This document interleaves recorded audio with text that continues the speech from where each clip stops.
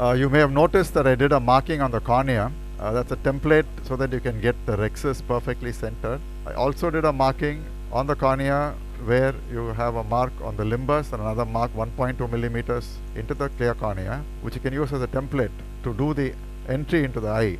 Perfect square incision. So that's perfectly about 1.5 to 1.25 millimeters long. I'm going to do a soft shell technique, this being a fairly hard cataract, with a forceps, and do my rexus through a side port. Start at the center. You can go in any direction that you choose to. I like to go counterclockwise as a template to get a perfectly centered rexus. So you got a decently centered, decently sized rexus that tried to go out there a little bit because the patient moved, doesn't matter. When you want a good hydrodissection, remember to let out viscoelastic, let the chamber shallow, go just under the rexus margin, lift it up and then inject. Make sure that the fluid wave goes behind. The technique I'm going to use is a direct chop. Always remove the cortex and epinucleus. Almost subincisionally, I make a punch, which will go about 1 to 1.5 or even 2 millimeters into the nucleus. That means you've already gone in 1 mm at the nucleus, epinucleus level, another millimeter to 2, 1.5 into the nucleus. So we're probably half thickness of the lens straight away. Now go almost vertical, hold with vacuum. This is a chopper that I've developed. I'll show it to you. Go in, use a little burst, and you get a perfect chop, end to end, without any difficulty, without anything. If you look at the chopper, it is flat. This is sharp. The other edge is blunt.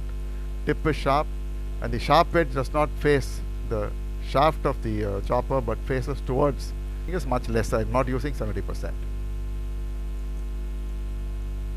I think we are seeing some excellent chopping lessons going on here at the various times, and I think this is some new design tip also that you have. It's not a new design. This tip is actually made by ASICO. They call it a harmonics tip. They make it both for the Centurion as well as for the Signature. You have a flared front. Flat tip. The tip has got a flare. It's a square, so the area is more. So you get better holding, but internally you get a choke here at this point here.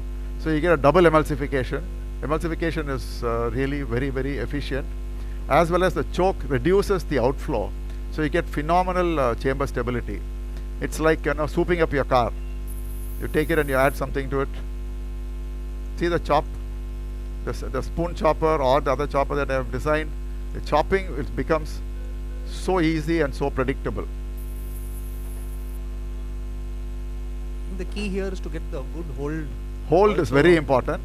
That is one And point. most often, see what happens, the chopper, the sharp edge of the chopper actually faces the shaft of the chopper, not towards the phaco tip. Your movement is like this, your movement is not this way. It makes it difficult.